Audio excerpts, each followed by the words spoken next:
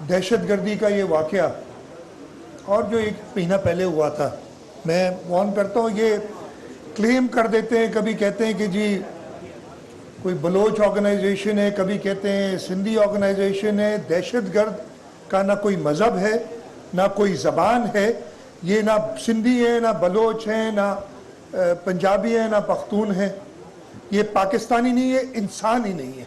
वो कौन शख्स होगा कि एक 24 साल का बच्चा जिसने पूरी ज़िंदगी आगे जिसकी रहती है, उसको बम के धमाके से उड़ा दे।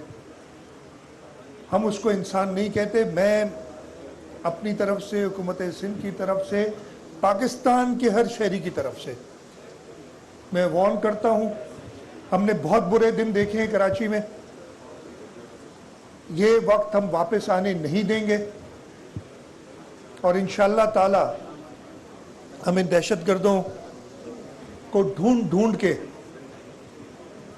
कहीं उनको छुपने की जगह नहीं मिलेगी और हम इनको ख़त्म करेंगे।